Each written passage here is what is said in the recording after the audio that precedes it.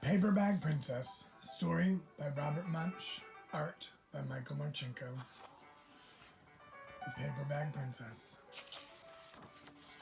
The Paper Bag Princess. Story by Robert N. Munch. Illustrations by Michael Martchenko. To Elizabeth.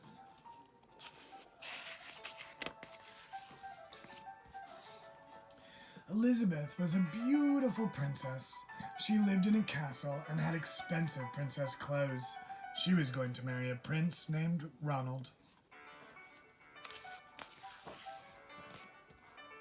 Unfortunately, a dragon smashed her castle, burned all her clothes with his fiery breath, and carried off Prince Ronald.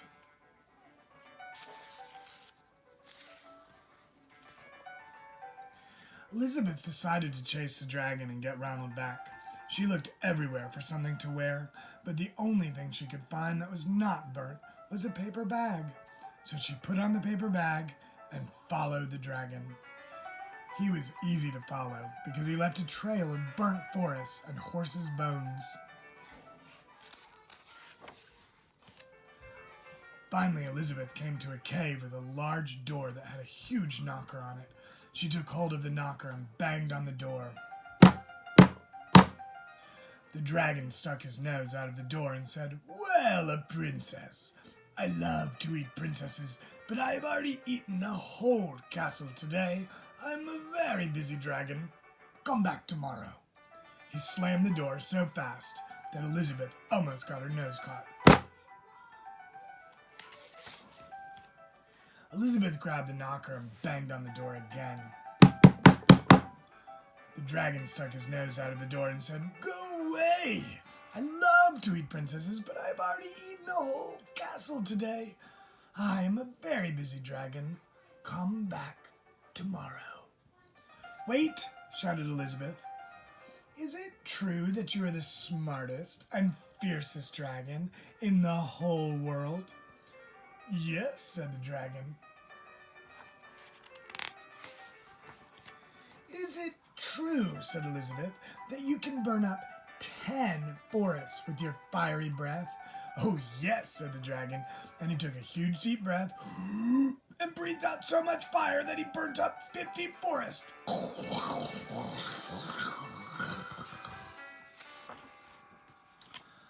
"Fantastic," said Elizabeth, and the dragon took another huge breath and breathed out so much fire that he burnt up 100 forests.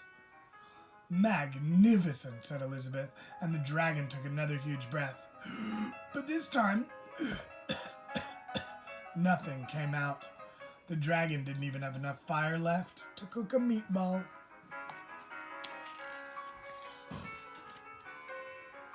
Elizabeth said, "Dragon, is it true that you can fly around the world in just 10 seconds?"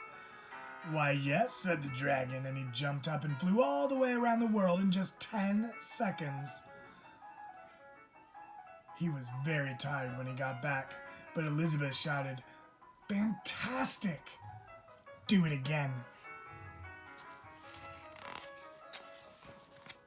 So the dragon jumped up and flew all around the world in just 20 seconds.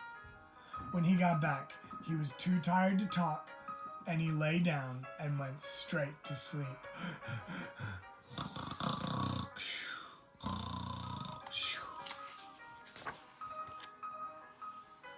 Elizabeth whispered very softly, "Hey, dragon." The dragon didn't move at all. She lifted up the dragon's ear and put her head right inside. She shouted as loud as she could, "Hey, dragon!" The dragon was so tired, he didn't even move.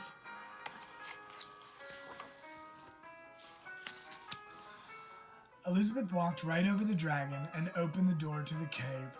There was Prince Ronald. He looked at her and said, "Elizabeth, you are a mess. You smell like ashes, your hair is all tangled, and you are wearing a dirty old paper bag. Come back when you are dressed like a real princess."